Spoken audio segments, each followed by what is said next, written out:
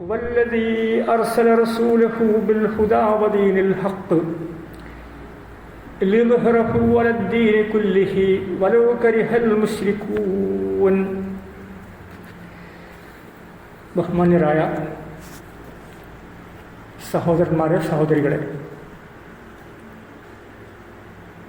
സർവശക്തനായ അല്ലാഹുവിൻ്റെ നിയമനിർദ്ദേശങ്ങളും പ്രവാചക തിരുമേനി സല്ലല്ലാഹു അലൈഹി വസല്ലമയുടെ മാതൃകയും ജീവിതത്തിൽ പകർത്തി അങ്ങേയറ്റത്തെ ഭക്തിയോടുകൂടി തഖ്വയോടുകൂടി ജീവിക്കണം എന്നാദ്യമായി എല്ലാവരോടും ഉണർത്തുകയാണ്. അള്ളാഹു മനുഷ്യർക്ക് നൽകിയിട്ടുള്ള വളരെ പ്രധാനപ്പെട്ട അനുഗ്രഹം സത്യമതം നമുക്ക് ലഭ്യമാക്കിയെന്നതാണ്. അതോടൊപ്പം സന്മാർഗം എന്ന് പറയുന്ന ഹിദായത്ത് മാനവ സമൂഹത്തിന് അള്ളാഹു പ്രദാനം ചെയ്തു എന്നതാണ്. ഈ സത്യമതത്തിൻ്റെ സന്ദേശത്തിലൂടെയും സന്മാർഗ ജീവിതം നയിക്കുന്നതിലൂടെയും ഏറ്റവും ഉത്തമമായിട്ടുള്ള ഒരു ജീവിതം, ഏറ്റവും മാതൃകാപരമായിട്ടുള്ള ഒരു ജീവിതം ഓരോ മുസ്ലിമും പ്രവാചകന്റെ മാതൃക പിൻപറ്റി നമ്മുടെ ജീവിതത്തിൽ കൊണ്ടുവരണമെന്നതാണ്. കാരണം പ്രവാചക തിരുമേനിയാണ് നമ്മുടെ എല്ലാം മാതൃകാ പുരുഷനെന്ന് പറയുന്നത്. അതിനുവേണ്ടിയാണ് അല്ലാഹു സുബ്ഹാനഹു വ തആല പ്രവാചക തിരുമേനിയെ നിയോഗിച്ചിട്ടുള്ളത്. ഹുവല്ലദീ അർസല റസൂലഹു ബിൽ ഹുദാ വദീനിൽ ഹഖ്. ഈ ഒരു സത്യമതം അത് നൽകി അള്ളാഹു പ്രവാചകനെ അയച്ചു എന്നാണ്. എന്നിട്ട് പറയുന്നത് ബിൽ ഹുദ, സന്മാർഗവും പ്രദാനം ചെയ്തു എന്നതാണ്. അപ്പോൾ സന്മാർഗം ഏതാണ് എന്ന് കാണിച്ചു കൊടുത്ത് ലോകത്തുള്ള വ്യത്യസ്തമായിട്ടുള്ള വഴികളിൽ നിന്ന് യഥാർത്ഥ മതം ഇസ്ലാമിനെ തിരഞ്ഞെടുത്ത് ആ കാര്യങ്ങൾ ആളുകൾക്ക് എത്തിച്ചു കൊടുക്കുന്നതിന് വേണ്ടിയാണ് പ്രവാചക തിരുമേനി അള്ളാഹു നിയോഗിച്ചത്. ഈ സത്യമതം മുന്നോട്ട് കൊണ്ടുപോകുമ്പോൾ, സന്മാർഗത്തിൽ അധിഷ്ഠിതമായ ജീവിതം നയിക്കുമ്പോൾ മനുഷ്യർക്ക് അങ്ങേയറ്റത്തെ സന്തോഷവും സമാധാനവും ലഭിക്കുന്നു എന്നതാണ്. ഈ മതത്തിൻ്റെ സന്ദേശങ്ങളെ അവഗണിക്കുകയും അതിനെ വളരെ സംശയദൃഷ്ടിയോടുകൂടി വീക്ഷിക്കുകയും ചെയ്യുന്ന ഒരു സമൂഹം ലോകത്തിൻ്റെ എല്ലാ ഭാഗത്തുമുണ്ട്. അങ്ങനെയുള്ള സന്ദർഭങ്ങളിൽ പോലും ഇസ്ലാമിൻ്റെ മഹത്വം മനസ്സിലാക്കുവാനും ഒരുപാട് മതങ്ങളുണ്ട്. ആ മതങ്ങളിൽ നിന്ന് ഇസ്ലാമിൻ്റെ അത്ഭുതകരമായിട്ടുള്ള മഹത്വം ലോകത്തിനെ ബോധ്യപ്പെട്ടുകൊണ്ടിരിക്കുകയാണ്. എന്തുമാത്രം പ്രതിസന്ധികളും പ്രയാസങ്ങളും ഉണ്ടെങ്കിലും നമ്മുടെ ജീവിതം തന്നെ ആ മാർഗത്തിൽ ബലികഴിക്കേണ്ടി വന്നാലും ആ രംഗത്ത് ഉറച്ചു നിൽക്കുന്ന ധീരരായ ഒരു സമൂഹത്തെയാണ് ഇസ്ലാം ലോകത്തിന് സംഭാവന നൽകിയിട്ടുള്ളത് എന്നതാണ്. പ്രവാചക തിരുമേനിയുടെ കാലഘട്ടത്തിൽ നമുക്കത് കാണാം. എന്തുമാത്രം പ്രതിസന്ധികളായിരുന്നു, വെല്ലുവിളികളായിരുന്നു പ്രവാചക തിരുമേനി നേരിട്ടിട്ടുള്ളത്. ഭക്ഷണം പോലും കിട്ടാത്ത രൂപത്തിൽ അദ്ദേഹം പ്രയാസപ്പെട്ടിട്ടുണ്ട്, ഹിജ്റ പോയിട്ടുണ്ട്. അവിടെയൊക്കെ ബുദ്ധിമുട്ടുകളുടെ, പ്രയാസങ്ങളുടെ ഒരു വേലിയേറ്റം തന്നെ അദ്ദേഹത്തിൽ ഉണ്ടായിട്ടുണ്ട് എന്നതാണ്. ആ പ്രവാചകന്റെ മരണശേഷവും ഓരോ നൂറ്റാണ്ടുകൾ പിന്നിടുമ്പോഴും ലോകത്തിൻ്റെ എല്ലാ ഭാഗങ്ങളിലും ഈ സത്യസന്ദേശം പ്രചരിപ്പിക്കുവാൻ വേണ്ടി, ഈ സന്മാർഗത്തിന്റെ ദർശനം ആളുകൾക്ക് എത്തിച്ചു കൊടുക്കുന്നതിന് വേണ്ടിയുള്ള നിരന്തരമായ പ്രവർത്തനങ്ങളാണ് നടന്നുകൊണ്ടിരിക്കുന്നത്. അല്ലാഹു ഈ ആയത്ത് അവസാനിപ്പിക്കുന്നത് വലൗ കരിഹൽ മുശ്രികൂൻ ലിയുദ്ഹിറഹു അലദ്ദീനി കുല്ലിഹി വലൗ കരിഹൽ മുശ്രികൂൻ. മറ്റുള്ള എല്ലാ മതങ്ങൾക്ക് മീതെയും ആണ് ഈ മതമെന്ന് തെളിയിക്കുന്നതിന് വേണ്ടി, മറ്റെല്ലാ മതങ്ങളെയും ഇസ്ലാം എന്നുള്ള മതം അതിജയിക്കുമെന്ന് നമുക്ക് ബോധ്യപ്പെടുന്ന വിധത്തിൽ ലോകത്ത് അതിൻ്റെ കാര്യങ്ങൾ നടന്നുകൊണ്ടിരിക്കുകയാണ്. വലൗ കരിഹൽ മുശ്രികൂൻ, അവിശ്വാസികൾക്കും ബഹുദൈവ വിശ്വാസികൾക്കുമൊക്കെ അങ്ങേയറ്റത്തെ വെറുപ്പാണെങ്കിലും, അവർക്കൊക്കെ വെറുപ്പാണ് ഈ മതത്തോട്, ഈ മതത്തിൻ്റെ ആളുകളോട്. അങ്ങനെയൊക്കെയാണെങ്കിലും ഈ മതം മറ്റെല്ലാ മതങ്ങളെയും അതിജയിക്കുക തന്നെ ചെയ്യുമെന്നാണ് അല്ലാഹു സുബ്ഹാനഹു വ തആല സൂറ സഫിലെ 9-ാമത്തെ വചനത്തിലൂടെ ഓരോ വിശ്വാസിയെയും ബോധ്യപ്പെടുത്തുന്നത്. അതുകൊണ്ട് നമ്മുടെ നാട്ടിലും പ്രദേശങ്ങളിലുമൊക്കെ ഈ സത്യസന്ദേശത്തിന്റെ പ്രകാശം, ഈ സിറാത്തുൽ മുസ്തഖീമിന്റെ വഴികളിലേക്ക് ആളുകളെ ക്ഷണിക്കുകയും നമ്മുടെ ജീവിതത്തിൽ അത് പ്രയോഗവൽക്കരിക്കുകയും ചെയ്യുന്ന ഒരു സമൂഹം, ഒരു സൊസൈറ്റി ഉണ്ടാകണമെന്നതാണ്. ആ രൂപത്തിൽ മുന്നോട്ട് പോകുമ്പോൾ മാത്രമാണ് നമ്മുടെ മനസ്സിന് സന്തോഷവും സമാധാനവും ഉണ്ടാവുക. പ്രവാചക തിരുമേനി സല്ലല്ലാഹു അലൈഹി വസല്ലമയെ പറ്റി അല്ലാഹു പറയുന്നത് ലഖദ് കാന ലക്കും ഫീ റസൂലില്ലാഹി ഉസ്വത്തുൻ ഹസന, സൂറ അഹ്സാബിലെ 21-ാമത്തെ വചനം. മഹാനായ പ്രവാചക തിരുമേനിയിൽ നിങ്ങൾക്ക് ഉത്തമമായ മാതൃകയുണ്ട് എന്നതാണ്. അദ്ദേഹം കടന്നുപോയ എല്ലാ വഴികളിലും, എല്ലാ സന്ദർഭങ്ങളിലും, ജീവിതത്തിന്റെ മുഴുവൻ മേഖലകളിലും പ്രവാചക തിരുമേനി സല്ലല്ലാഹു അലൈഹി വസല്ലമയാണ് നമുക്ക് മാതൃകയായി നിലകൊള്ളുന്നത്. മഹാനായിട്ടുള്ള ജിബ്രീൽ അലൈഹി സ്വലാത്തു വസ്സലാമിന്റെ മുമ്പിൽ ഒരു വിദ്യാർത്ഥിയായി പ്രവാചകൻ ഉണ്ടായിരുന്നു. എന്തുമാത്രം ബഹുമാനത്തോടു കൂടിയാണ്, എന്തുമാത്രം ആദരവോടുകൂടിയാണ് പ്രവാചക തിരുമേനി ജിബ്രീൽ അലൈഹി സ്വലാത്തു വസ്സലാമിൽ നിന്ന് ഖുർആനിക വചനങ്ങൾ കേട്ടിട്ടുള്ളത്. വ്യത്യസ്ത സന്ദർഭങ്ങളിൽ നമുക്കത് കാണാൻ സാധിക്കും. അങ്ങേയറ്റത്തെ ബഹുമാനത്തോടും ആദരവോടും കൂടി. അവസാനം പ്രവാചക തിരുമേനിക്ക് മക്ക രാജ്യം കീഴ്പ്പെടുകയും എല്ലാവരും പ്രവാചകന്റെ കാൽ കീഴിൽ എത്തിച്ചേരുകയും ചെയ്തപ്പോൾ പ്രവാചകനെ ഒരുപാട് ദ്രോഹിക്കുകയും ഉപദ്രവിക്കുകയും ചെയ്തിട്ടുള്ള ആളുകളാണ് മുമ്പിലുള്ളത്. അവിടെ ഉണ്ടായിരുന്ന മുഴുവൻ ആളുകൾക്കും മാപ്പ് നൽകി ലോക ചരിത്രത്തിൽ അതുല്യമായ മാതൃക കാണിച്ച പ്രവാചകന്റെ ജീവിതമാണ് നമുക്ക് വഴികാട്ടിയായി മാറേണ്ടത്. എല്ലാവർക്കും പ്രവാചകൻ മാപ്പ് കൊടുക്കുന്നു. ആ മാപ്പ് കൊടുത്തതിന്റെ അടിസ്ഥാനത്തിൽ തന്നെ വീണ്ടും ആളുകൾ അള്ളാഹുവിന്റെ സഹായത്തിന്റെ അടിസ്ഥാനത്തിൽ അള്ളാഹു അവർക്ക് നൽകിയ സമാധാനവും ശാന്തിയും അവരുടെ ജീവിതത്തിലേക്ക് കൊണ്ടുവരാവുന്ന വിധത്തിൽ എല്ലാവരും ഇസ്ലാമിലേക്ക് ഒഴുകിയെത്തിയ ചരിത്രമാണ് അവിടെ നമുക്ക് കാണാൻ സാധിക്കുന്നത്. പ്രവാചക തിരുമേനി സല്ലല്ലാഹു അലൈഹി വസല്ലമയെ പറ്റി, പ്രവാചകന്റെ മാതൃകയെ പറ്റി ഒരു ജൂതനായ സഹോദരൻ പോലും പറഞ്ഞു പോകുന്നുണ്ട്. ലഖദ് അല്ലമക്കും നബിയിക്കും സല്ലല്ലാഹു അലൈഹി വസല്ലം കുല്ല ഷൈഇൻ ഹത്തൽ ഖറാഅ. മുസ്ലിം നിവേദനം ചെയ്ത വചനമാണ്. സൽമാൻ റളിയല്ലാഹു അൻഹുവിനോടാണ് ജൂതൻ പറയുന്നത്, നിങ്ങളുടെ പ്രവാചകൻ എന്തൊരു പ്രവാചകനാണ്, എല്ലാ കാര്യങ്ങളെ പറ്റിയും അദ്ദേഹം നിങ്ങളെ പഠിപ്പിച്ചിട്ടുണ്ടല്ലോ. ഹത്തൽ ഖറാഅ, ഒരു ടോയ്ലറ്റിൽ പോകുമ്പോൾ നിങ്ങൾ എങ്ങനെയൊക്കെയാണ് പെരുമാറേണ്ടത്, അവിടെ നിങ്ങൾക്ക് പ്രാർത്ഥനയുണ്ട്. വലതുകാൽ വെക്കണം, ഇടതുകാൽ വെക്കണം. അങ്ങനെ പോകുമ്പോഴും വരുമ്പോഴുമല്ലേ എല്ലാമുള്ള മാർഗങ്ങൾ കാണിച്ചു കൊടുക്കുന്നു. അവിടെ പ്രാർത്ഥിക്കണമെന്ന് പറയുന്നു. അവിടെ പോകുമ്പോൾ നമുക്ക് ലഭിക്കുന്ന ആശ്വാസം അല്ലാഹുവിന്റെ അനുഗ്രഹമാണെന്ന് നമ്മളെ ബോധ്യപ്പെടുത്തുകയാണ്. ആ കാര്യത്തിൽ പോലും നിങ്ങൾക്ക് മാതൃക പ്രവാചകനുണ്ട് എന്നതാണ്. എല്ലാ രംഗത്തും ഒരു ജൂതനായിട്ടുള്ള മനുഷ്യന്റെ അദ്ദേഹത്തിന്റെ ചില അഭിപ്രായ പ്രകടനങ്ങളാണ്. ഈ രൂപത്തിലാണ് ഇസ്ലാം എല്ലാ രംഗത്തും മാതൃകയായി നിലകൊണ്ടിട്ടുണ്ട്. എല്ലാ മുസ്ലിങ്ങളും രാവിലെ മുതൽ വൈകുന്നേരം വരെയും, വൈകുന്നേരം മുതൽ പ്രഭാതം വരെയും നീണ്ടു നിൽക്കുന്ന ജീവിത സമയങ്ങളിൽ, വ്യവഹാരങ്ങളിലെല്ലാം ഈ പ്രവാചകന്റെ മാതൃക പിൻപറ്റി ജീവിക്കണമെന്നതാണ്. മഹാനായിട്ടുള്ള ഇമാം, വളരെ പ്രഗത്ഭരായിട്ടുള്ള പണ്ഡിതന്മാർ സുന്നത്തിനെ പറ്റി, പ്രവാചകന്റെ മാതൃകയെ പറ്റി നമ്മളെ പഠിപ്പിക്കുന്നുണ്ട്. ഇബ്നു ഹജർ അൽ അസ്കലാനി പറയുന്നത് വളരെ ശ്രദ്ധേയമാണ്. എന്താണ് പ്രവാചകന്റെ സുന്നത്ത് എന്നാൽ? ലഖദ് വൽ മുറാദു ബിസ്സുന്ന മാ ജാഅ അനിൻ നബി സല്ലല്ലാഹു അലൈഹി വസല്ലം, നബി സല്ലല്ലാഹു അലൈഹി വസല്ലമയിൽ നിന്ന് ഉണ്ടായിട്ടുള്ള കാര്യങ്ങളാണ് സുന്നത്ത്. പ്രവാചകന്റെ സുന്നത്താണ് നമ്മൾ പുനരുജ്ജീവിപ്പിക്കേണ്ടത്. പ്രവാചകന്റെ സുന്നത്തുകൾ ഇല്ലാതായി പോകുന്ന ഒരു കാലഘട്ടമാണിത്. വൽ മുറാദു ബിസ്സുന്ന മാ ജാഅ അനിൻ നബി സല്ലല്ലാഹു അലൈഹി വസല്ലം, നബി സല്ലല്ലാഹു അലൈഹി വസല്ലമയിൽ നിന്ന് നമുക്ക് വന്നു കിട്ടിയിട്ടുള്ള കാര്യങ്ങളാണ് സുന്നത്ത്. എന്തൊക്കെയാണ്? മിൻ അഖ്വാലിഹി, പ്രവാചകൻ എന്തെങ്കിലും ഒരു കാര്യങ്ങൾ പറഞ്ഞാൽ അത് സുന്നത്താണ്. വഅഫ്ആലിഹി, പ്രവാചകന്റെ പ്രവർത്തനങ്ങൾ സുന്നത്താണ്. വതഖ്രീറിഹി, പ്രവാചകന്റെ അംഗീകാരം സുന്നത്താണ്.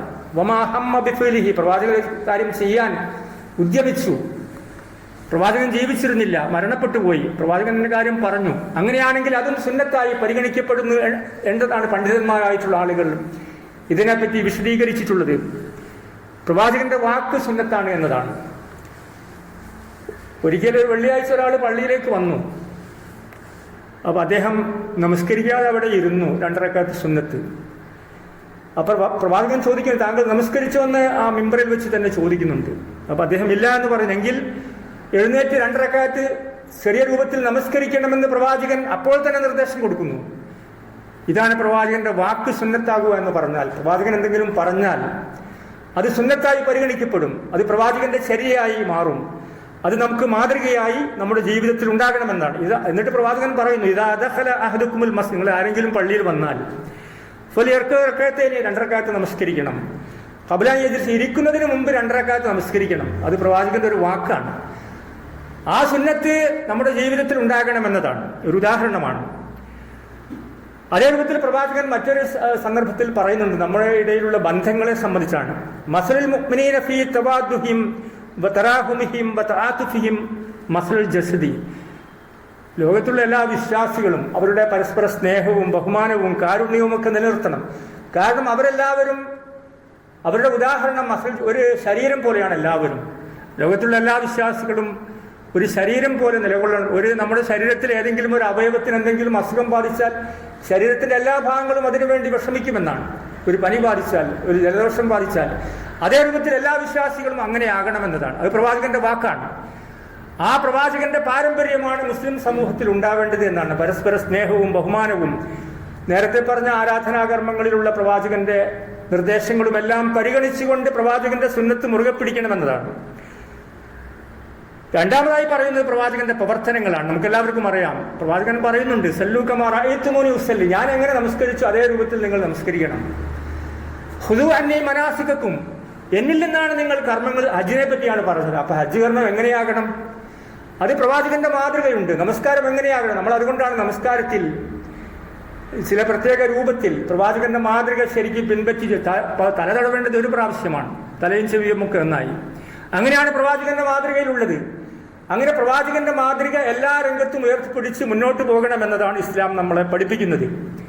അപ്പൊ ഒന്ന് പ്രവാചകന്റെ വാക്ക്, രണ്ട് പ്രവാചകന്റെ പ്രവർത്തനങ്ങൾ, മൂന്നാമത്തേത് പ്രവാചകന്റെ അംഗീകാരം. ഒരിക്കൽ പ്രവാചകന്റെ സന്നിധിയിൽ നിന്ന് ഒരാൾ ഒരു സദ്യയെ സംബന്ധിച്ച് സംസാരിക്കുന്നു. അദ്ദേഹം ഒരു ഉടുമ്പിന്റെ മാംസം ഭക്ഷണം കഴിക്കുന്നു. അത് പ്രവാചകൻ അത് കഴിച്ചില്ല. അപ്പൊ പ്രവാചകനോട് ചോദിക്കുന്നുണ്ട്, എന്താണ് അതിന്റെ കാര്യം? അപ്പോൾ പ്രവാചകൻ അതിന്റെ വിലക്കൊന്നും പറഞ്ഞില്ല. പക്ഷെ പ്രവാചകൻ കഴിച്ചില്ല. നിങ്ങളുടെ നാട്ടിലുള്ള ആളുകൾക്ക് കഴിക്കുന്നത് എനിക്ക് എത്ര ഇഷ്ടമല്ല എന്നുള്ള രൂപത്തിൽ പ്രവാചകൻ സംസാരിക്കുന്നു. അപ്പൊ പ്രവാചകൻ അതിന് അംഗീകാരം കൊടുത്തു എന്നത്. അപ്പൊ അങ്ങനെയുള്ള ഭക്ഷണങ്ങൾ പ്രവാചകന്റെ സന്നിധിയിൽ ഒരാൾ എന്തെങ്കിലും പറഞ്ഞാൽ, പ്രവാചകൻ അതിനെ നിഷിദ്ധമാക്കിയിട്ടില്ലെങ്കിൽ അത് നമുക്ക് അംഗീകാരമായി പരിഗണിക്കുകയും അത് ചെയ്യുകയും ചെയ്യാമെന്നാണ്. ഒരിക്കൽ യാത്ര പോകുന്നു, രണ്ടുപേര് യാത്ര പോയി, ഉദു എടുക്കണം, പക്ഷെ വെള്ളമില്ല. അപ്പൊ അവർ താമം ചെയ്തു രണ്ടുപേരും. അപ്പോൾ പ്രവാചകനോട്, എന്നിട്ട് പിന്നീട് അതിലൊരാൾ പിന്നീട് വെള്ളം കിട്ടിയ സമയത്ത് അദ്ദേഹം വീണ്ടും വുളു ചെയ്ത് നമസ്കരിക്കുകയും ചെയ്തു. ഒരാൾ നമസ്കരിച്ചില്ല. ആ താമം കൊണ്ടുള്ള നമസ്കാരമല്ല. ഇത് പ്രവാചകന്റെ സന്നിധിയിലെത്തി.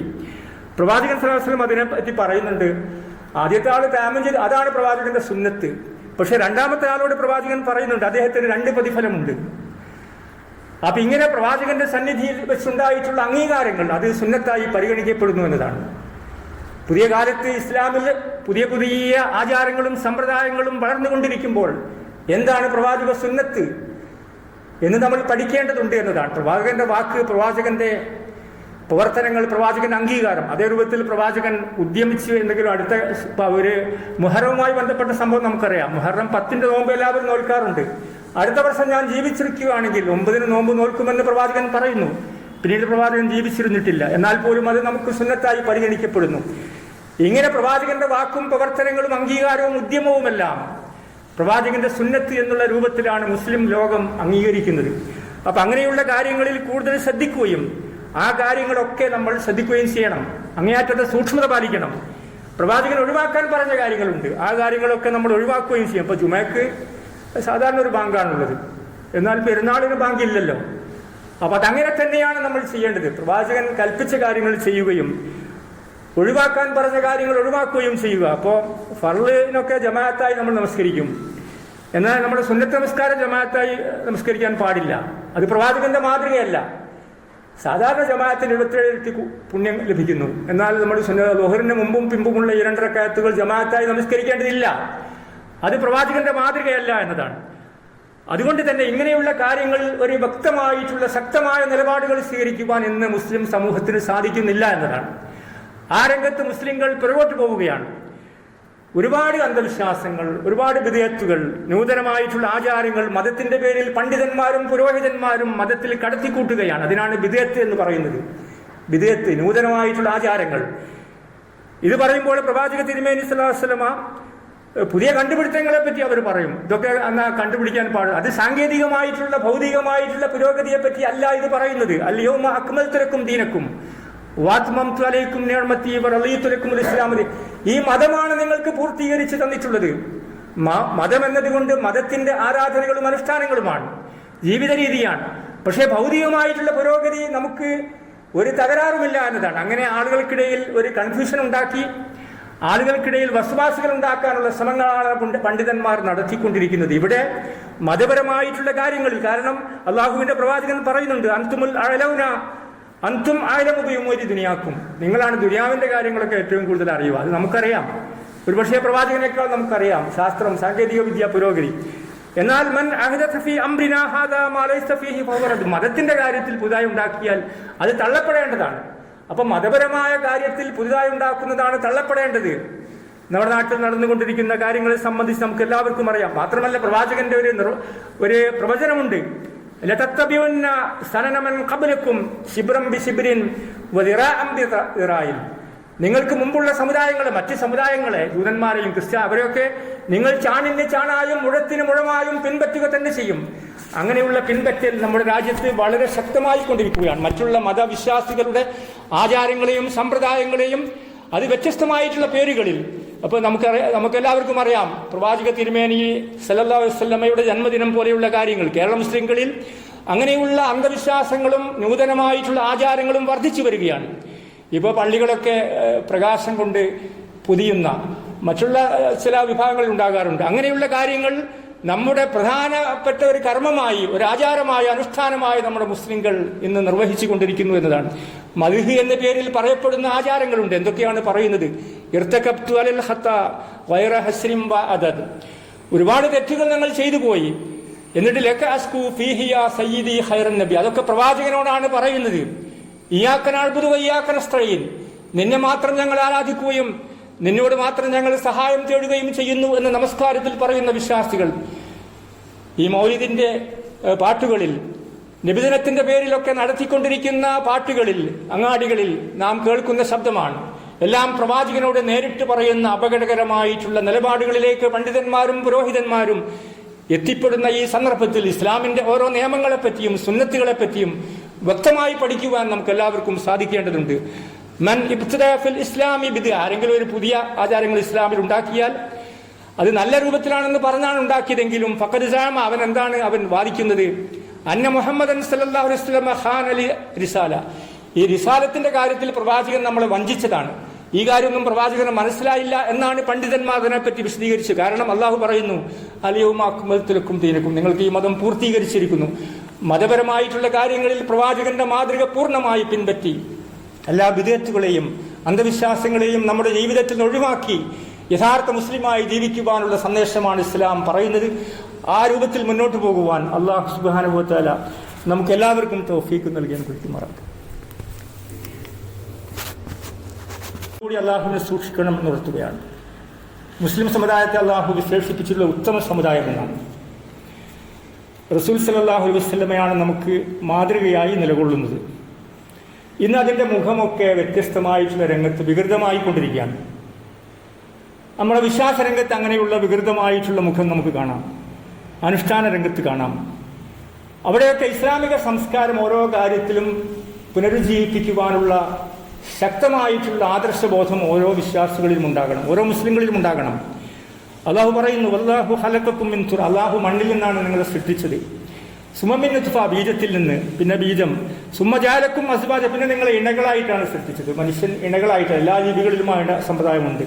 എന്നിട്ട് അള്ളാഹു പറയും, വമാ തഹ്മിലു മിൻ ഉൻസാ വലാ തളഉ ഇല്ലാ ബി. അള്ളാഹുവിന്റെ അറിവില്ലാതെ ഏതെങ്കിലും ഒരു സ്ത്രീ ഗർഭം ധരിക്കുകയോ പ്രസവിക്കുകയോ ഒന്നും ചെയ്യുന്നില്ല.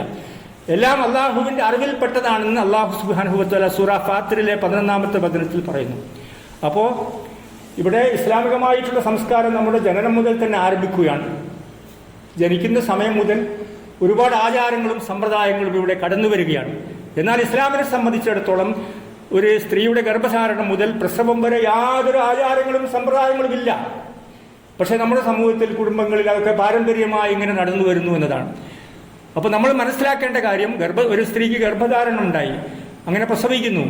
ആ പ്രസവിക്കുന്ന സമയത്ത് ചില കാര്യങ്ങളുണ്ട് ഇസ്ലാം പറയുന്ന, അതല്ലാത്ത ഒരു സമ്പ്രദായങ്ങളും അങ്ങോട്ട് പോകാനും ഇങ്ങോട്ട് പോകാനും അങ്ങനെ കുടുംബങ്ങളിൽ ഒരുപാട് പ്രയാസങ്ങൾ സൃഷ്ടിക്കുവാനുമുള്ള ശ്രമങ്ങളാണ് മുസ്ലിം സമൂഹത്തിൽ പഴയകാലം മുതൽ ഇപ്പോഴുമൊക്കെ കുറച്ചിങ്ങനെ വ്യാപകമായി നടന്നുകൊണ്ടിരിക്കുന്നത്. വിവാഹ മാമാങ്കങ്ങൾ നമ്മൾ കാണുന്നു, ഒച്ചപ്പാടുകളും ബഹളങ്ങളും അതിൻ്റെ എല്ലാ ഔപചാരികതകളും അതിൻ്റെ എല്ലാ ബഹുമാനവും ഇല്ലാതാക്കി അങ്ങേയറ്റത്തെ പ്രയാസത്തിലേക്ക് മുസ്ലിം സമൂഹത്തെ നയിച്ചുകൊണ്ടിരിക്കുന്ന കുടുംബങ്ങളാണ്, വിവാഹ മാമാങ്കങ്ങളാണ് അതിൻ്റെ പൊടിപ്പും തൊങ്ങലും വെച്ച് നമ്മുടെ സമൂഹത്തിൽ വ്യാപിച്ചു കൊണ്ടിരിക്കുകയാണ്. അതിനെതിരിൽ വളരെ ശക്തമായി നിലകൊള്ളുവാൻ മഹല്ല് കമ്മിറ്റികൾക്ക് സാധിക്കേണ്ടതുണ്ട്.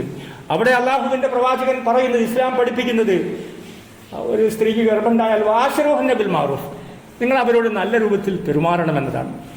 പ്രത്യേകിച്ചും ഗർഭ ഉള്ള സമയത്ത് സ്ത്രീകൾക്ക് അങ്ങേയറ്റത്തെ ശുശ്രൂഷ നൽകുവാനും അങ്ങേയറ്റത്തെ സംരക്ഷണം നൽകുവാനും വീട്ടിലെ ഭർത്താവിനും മാതാപിതാക്കളും കുടുംബക്കാർക്കും സാധിക്കണം. അതാണ് ഇസ്ലാം പഠിപ്പിക്കുന്നത്. വളരെ പ്രയാസകരമായിട്ടുള്ള മാനസികമായിട്ടുള്ള സംഘർഷങ്ങളുള്ള സമയമാണ്. അപ്പോൾ ഒരു മുസ്ലിം കുടുംബത്തെ സംബന്ധിച്ചിടത്തോളം അങ്ങനെ ഒരു ഗർഭധാരണം ഉണ്ടാവുകയാണെങ്കിൽ ആ ഒരു സ്ത്രീക്ക് പൂർണ്ണമായിട്ടുള്ള സംരക്ഷണം, ഒരു സമാധാനം വീടുകളിൽ ഉണ്ടാക്കുവാനുള്ള ശ്രമങ്ങളാണ് നമ്മൾ നടത്തേണ്ടത്.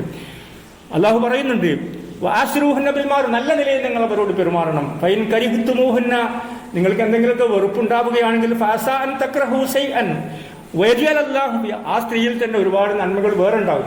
എന്തെങ്കിലും ഒരു ചെറിയ കാര്യം പ്രയാസം ഉണ്ടെങ്കിൽ അത് മാറ്റി വെച്ചുകൊണ്ട്, അതിന് ഒരു പ്രയാസങ്ങൾ ഒഴിവാക്കിക്കൊണ്ട്, അവിടെ ക്ഷമ പാലിച്ചുകൊണ്ട്, അവിടെ വിട്ടുവീഴ്ച കാണിച്ചുകൊണ്ട് അവരിലുള്ള ആ സ്ത്രീയിലുള്ള മറ്റൊരുപാട് നന്മകൾ, നമ്മുടെ മാതാപിതാക്കൾ നോക്കുന്ന കാര്യമായിരുന്നാലും ആ കുടുംബത്തിന്റെ എല്ലാ കാര്യങ്ങളിലും ശ്രദ്ധിക്കുന്ന കാര്യമായിരുന്നാലും അങ്ങനെയുള്ള നന്മകളെ പ്രോത്സാഹിപ്പിച്ചുകൊണ്ട് അവരിലുള്ള ചെറിയ ചെറിയ ദോഷങ്ങളെ ഒഴിവാക്കി അവരെ മാനസികമായും ശാരീരികമായും പീഡിപ്പിക്കുന്ന കാര്യങ്ങളിൽ നിന്ന് ആ കുടുംബങ്ങൾ മാറി നിൽക്കണമെന്നാണ്.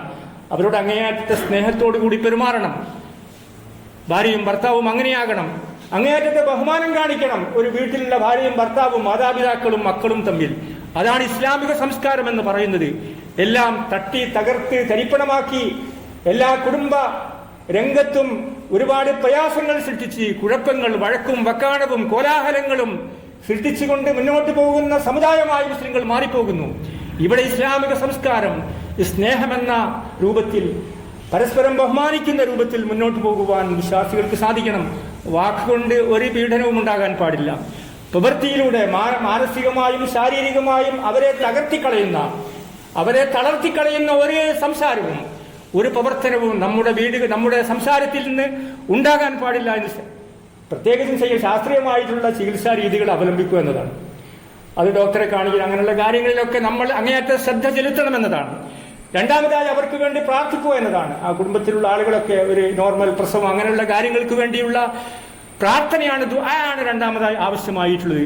അതിന്റെ പകരമായി ശവകുടീരങ്ങൾ തേടിപ്പോകുന്ന, അവിടെ പ്രാർത്ഥനകൾ അർപ്പിക്കുന്ന, പഴയകാലത്തൊക്കെ ബദർമാലയും നഫീസത്തുമാലയും ഒക്കെ പാടി സ്ത്രീകളെ ക്രൂശിക്കുന്ന സമ്പ്രദായങ്ങൾക്കെതിരിൽ നവോത്ഥാന സംരംഭങ്ങളാണ് മാറ്റങ്ങൾ ഉണ്ടാക്കിയിട്ടുള്ളത്. അങ്ങനെയുള്ള സന്ദർഭത്തിൽ ഇസ്ലാമിക സംസ്കാരം വിവാഹ സമയത്തും വീട്ടിലെ പെരുമാറ്റ രീതികളിലും നമ്മുടെ ആരാധന അനുഷ്ഠാന രീതികളിലുമെല്ലാം രംഗത്തുമെല്ലാം ഇസ്ലാമിക സംസ്കാരം ഉയർത്തിപ്പിടിച്ച് മുന്നോട്ട് പോകുന്ന യഥാർത്ഥ വിശ്വാസിനികളിൽ അല്ലാഹു സുബ്ഹാനഹു വ തആല നമ്മളെല്ലാവരെയും ഉൾപ്പെടുത്തി അനുഗ്രഹിക്കുമാറാകട്ടെ.